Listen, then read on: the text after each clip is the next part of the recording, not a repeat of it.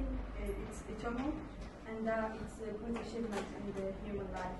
I mean, we can have a good career, we can have friends, we can have family, but kids still the most important thing. I agree, it's a big responsibility. We have to do lots of things for them, and maybe sometimes don't really think about our person. But for me, they can be the continuity of us. We can teach them, can make them do the things that we weren't able to. Yes, we haven't been able to do, and they can also have their own tools. And for me, I want to have a lot of child. I mean, like 9 or 10 child. 9 or 10? It's gonna be okay. Do your parents have a lot of kids? No, we are 3.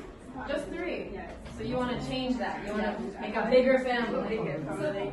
Finish. Good job.